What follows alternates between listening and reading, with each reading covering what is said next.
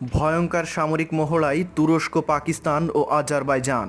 Iran থেকে গিয়েই সুর পাল্টালেন আইএই এর মহাপরিচালক। আফগানিস্তানের গোপন দলিল এখন পাকিস্তানের হাতে। অবশেষে $100 কোটি সহায়তার প্রতিশ্রুতি আফগানকে। ফাঁস হলো গোপন তথ্য। ভারতে 5টি আইএস প্রশিক্ষণ শিবিরের তথ্য প্রমাণ হাজির। শুনছিলেন প্রধান খবর, এখন বিস্তারিত। তুরস্ক, পাকিস্তান ও আজারবাইজানের সশস্ত্র বাহিনী যৌথ মহড়া শুরু হয়েছে। আজারবাইজানের রাজধানী বাকুতে চলমান এই মহড়ার নাম দেওয়া হয়েছে 3 ব্রাদার্স 2021 বা 3 ভাই 2021। আগামী 20 সেপ্টেম্বর পর্যন্ত এই মহড়া চলবে। আজারি সেনাবাহিনীর স্পেশাল ফোর্সের কমান্ডার হেকমত মির্জায়েভ মহড়ার উদ্বোধনী অনুষ্ঠানে বলেছেন, কারাবাখকে দখলমুক্ত করার 44 দিনব্যাপী যুদ্ধে তুরস্ক ও পাকিস্তান সহযোগিতা করেছে। এই সহযোগিতার জন্য উভয় দেশকেই ধন্যবাদ জানাচ্ছি। তিনি আরও বলেন, এই 3 দেশের মধ্যে এই প্রথম এই ধরনের মহড়ার আয়োজন করা হয়েছে। এর ফলে 3 দেশের সামরিক বাহিনীর মধ্যে ঘনিষ্ঠতা আরও বাড়বে। তার মতে, এই মহড়ার মধ্য দিয়ে 2 দেশের বিশেষ বাহিনী নিজেদের মধ্যে অভিজ্ঞতা বিনিময়ের সুযোগ পাবে। তারা আরও বেশি প্রশিক্ষিত হয়ে উঠবে। গত জুলাই মাসে 3 দেশের সংসদ স্পিকার একটি যৌথ বিবৃতিতে সই করেন, যেখানে তারা পারস্পরিক সম্পর্ক বাড়ানোর উপর জোর দেন। ইরান থেকে গিয়েই সুর পাল্টালেন আইএই এর মহাপরিচালক। ইরান থেকে গিয়েই সুর পাল্টালেন আন্তর্জাতিক পরমাণু শক্তি সংস্থা এর মহাপরিচালক রাফায়েল গ্রোসি। তেহরান সফর শেষে ভিয়েনায় পৌঁছে আবার অভিযোগ উত্থাপন করেছেন তিনি। সোমবার আইএই এর নির্বাহী বোর্ডের বৈঠকে তিনি দাবি করেছেন, ইরানের 4টি অঘোষিত স্থানে পারমাণবিক উপাদান পাওয়া গেছে এবং এই সম্পর্কে তার সংস্থার প্রশ্নের উত্তর দেয়নি তেহরান। সোমবার শুরু হওয়া নির্বাহী বোর্ডের বার্ষিক এই বৈঠক 1 সপ্তাহ ধরে চলবে। গ্রোসি তার বক্তব্যে দাবি করেন, ওই 4 স্থানের একটিতে প্রাকৃতিক ইউরেনিয়াম এবং বাকি 3টিতে পরিবর্তিত ইউরেনিয়াম পাওয়া গেছে। রাফায়েল গ্রোসি এমন সময় ইরানের বিরুদ্ধে এই অভিযোগ করলেন যখন রবিবার তার তেহরান সফরে ইরানের পরমাণু কেন্দ্রগুলোতে স্থাপিত আইএই এর পর্যবেক্ষণ ক্যামেরাগুলো সার্ভিস করার পাশাপাশি এগুলোর মেমোরি কার্ড প্রতিস্থাপন করতে সম্মত হয় দুপক্ষ। ইরানের আণবিক শক্তি সংস্থার প্রধান মোহাম্মদ ইসলামির সঙ্গে গ্রোসির সাক্ষাতের পর 2 কর্মকর্তা এক যৌথ সংবাদ সম্মেলনে ওই সমঝোতার কথা জানান। তারা বলেন, 2 পক্ষ এনপিটি চুক্তির সম্পূরক প্রোটোকলের আওতায় পারস্পরিক সহযোগিতার ব্যাপারে আলোচনা চালিয়ে যেতে সম্মত হয়েছে। গ্রোসি এই সমঝোতার ব্যাপারে ব্যাপক উচ্ছ্বাস প্রকাশ করে তেহরান ত্যাগ করেন। ভিয়েনায় গত এপ্রিল থেকে 6 জাতিগোষ্ঠীর সঙ্গে ইরানের পরমাণু সমঝোতা পুনরুজ্জীবনের যে সংলাপ চলছে তা ফলপ্রসূ করার জন্য আইএই এর সঙ্গে তেহরানের এই সমঝোতাকে গুরুত্বপূর্ণ বলে মনে করা হচ্ছে। আমেরিকা পরমাণু সমঝোতা থেকে বেরিয়ে গিয়ে ইরানের উপর যে নিষেধাজ্ঞা আরোপ করেছে তা প্রত্যাহার করার কারণে তেহরান আইএইকে সহযোগিতা করা কমিয়ে দিয়েছিল। ভারতের 5টি আইএস প্রশিক্ষণ শিবিরের তথ্য প্রমাণ ফাঁস।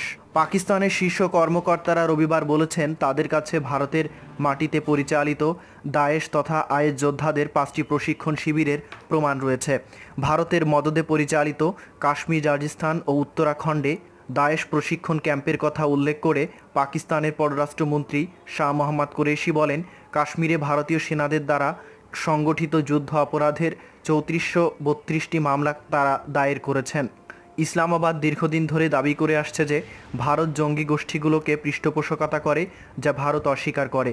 কিন্তু পাক পররাষ্ট্রমন্ত্রী শাহ মোহাম্মদ কুরেশি, জাতীয় নিরাপত্তা উপদেষ্টা ডক্টর মুইজ ইউসুফ এবং মানবাধিকার মন্ত্রী শিরিন মাজারি এক যৌথ সংবাদ সম্মেলনে রবিবার সুনির্দিষ্ট অভিযোগ তুলে ধরেন।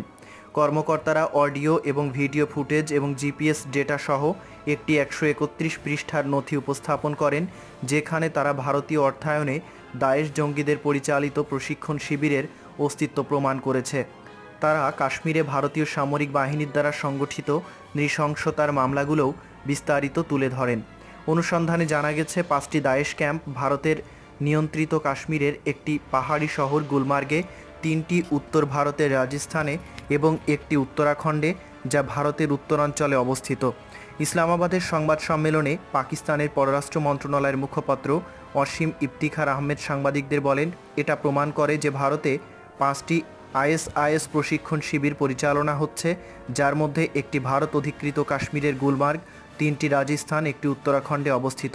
তিনি বলেন, আন্তর্জাতিক সম্প্রদায়ের জন্য গুরুতর উদ্বেগ হলো আইএসএ ভারতীয় পৃষ্ঠপোষকতা। গত নভেম্বরে পররাষ্ট্রমন্ত্রী কুরেশি এবং সামরিক মুখপাত্র মেজর জেনারেল বাবর ইফতিখার আরেকটি প্রমাণপত্র উপস্থাপন করেন, যাকে তারা জাতিসংঘ কর্তৃক চিহ্নিত সন্ত্রাসী গোষ্ঠীসহ একাধিক সন্ত্রাসী সংগঠনে ভারতের আর্থিক ও বস্তুগত পৃষ্ঠপোষকতার অকাঠ্য প্রমাণ বলে উল্লেখ করেন। জাতিসংঘ মহাসচিব অ্যান্তনিও গুতিয়ারেজের হাতে নথিও হস্তান্তর করা হয়েছে। গত রবিবার সংবাদ সম্মেলনের সময় পাকিস্তানি কর্মকর্তারা আরও বলেন, তাদের কাছে ভারতীয় নিয়ন্ত্রিত কাশ্মীরে বিচার বহির্ভূত হত্যার শক্ত প্রমাণ রয়েছে, যা ভারতীয় সেনাবাহিনী কর্তৃক ভুয়া এনকাউন্টার এবং মিথ্যা পতাকা অভিযানের মাধ্যমে সংগঠিত হয়েছে। কুরেশি বলেন, নতুন ডেজিআরে যুদ্ধ অপরাধের 3432টি মামলার বিবরণ রয়েছে, যেখানে 1178 ভারতীয় সেনা জড়িত বলে প্রমাণিত হয়েছে। তিনি বলেন, আমরা আশা করি যে রাষ্ট্রীয় পৃষ্ঠপোষকতায় যুদ্ধ অপরাধের দায়ে ইউরোপীয় ইউনিয়ন, যুক্তরাজ্য এবং অন্যান্যরা সুনির্দিষ্ট বৈশ্বিক মানবাধিকার অনুমোদন ব্যবস্থার অধীনে ভারতের উপর নিষেধাজ্ঞা আরোপ করবে। আফগানিস্তানের গোপন দলিল এখন পাকিস্তানের হাতে। আফগানিস্তানে বহু বছর ধরে কয়েকশো মিলিয়ন ডলার ব্যয় করে মার্কিন বাহিনী এবং সামরিক জোটের অন্য সদস্যরা দেশটির জনগণের একটি গোপন ডিজিটাল ডেটাবেস তৈরি করেছিল। আফগানিস্তানের ক্ষমতা গ্রহণের পর দেশটির সাবেক সরকারের এই গোপন তথ্য ভাণ্ডার হাতিয়ে নিয়েছে তালেবান। বর্তমানে এই গোপন ডিজিটাল ডাটাবেজ পাকিস্তানে পাঠিয়ে দিয়েছে তালেবান। পাকিস্তান সেনাবাহিনীর 3টি C-130 বিমান মানবিক ত্রাণ দিতে আফগানিস্তানে গিয়েছিল। বিমানগুলো আফগানিস্তানের সাবেক সরকারের গোপন দলিলপত্র নিয়ে কাবুল ত্যাগ করে। এই ঘটনাকে আফগানিস্তানের নিরাপত্তার জন্য বড় ধরনের হুমকি হিসেবে দেখা হচ্ছে বলে ভারতের পত্রিকার রিপোর্টে উল্লেখ করা হয়েছে। তবে নিরপেক্ষ কোনো সূত্র থেকে এই খবরের সত্যতা যাচাই করা যায়নি। পাকিস্তানের সেনা গোয়েন্দা সংস্থা ISI এসব দলিলের নিয়ন্ত্রণ গ্রহণ করেছে। আফগান গোয়েন্দা সংস্থা বা NSDর এসব দলিলের মধ্যে রয়েছে অসংখ্য হার্ড ডিস্ক সহ অন্য ডিজিটাল ডেটাবেজ।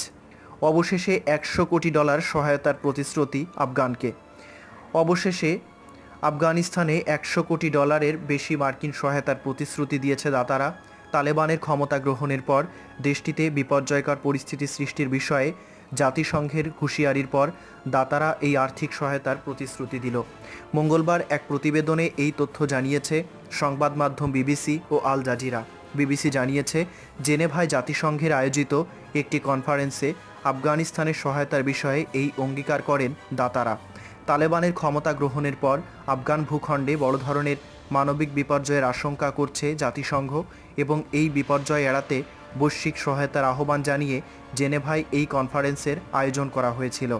সোমবার জেনেভায় ওই দাতা সম্মেলনে জাতিসংঘের মহাসচিব অ্যান্তনিও গুতিয়ারেজ বলেন, আফগানিস্তান এবং দেশটির মানুষের জরুরি প্রয়োজন মেটাতে দাতাদের কাছে জরুরি ভিত্তিতে $60 কোটি সহায়তা দেওয়ার অনুরোধ জানিয়েছিল জাতিসংঘ। তবে জাতিসংঘের এই অনুরোধের বিপরীতে এখন পর্যন্ত ঠিক কত টাকা দেওয়ার অঙ্গীকার করা হয়েছে তা এখনও বলা সম্ভব নয়।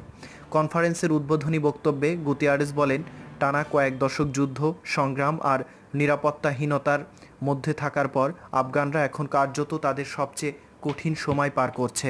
তিনি বলেন, আফগানিস্তানের জনগণের এখন বেঁচে থাকার রসদ প্রয়োজন। জাতিসংঘের মহাসচিব বলেন, এই মুহূর্তে আফগানিস্তানের অর্থনৈতিক কর্মকাণ্ড খুবই সীমিত। এর মানে দেশটিতে মৌলিক অনেক অর্থনৈতিক কর্মকাণ্ড হচ্ছে না। জেনেভা থেকে আল জাজিরার কূটনীতিক প্রতিবেদক জেমস বায়েস বলেন, আফগানিস্তানের সহায়তার বিষয়ে জাতিসংঘের আহ্বানে আন্তর্জাতিক সম্প্রদায় যেভাবে সাড়া দিয়েছে তাতে মহাসচিব গুতেরেজ খুবই সন্তুষ্ট।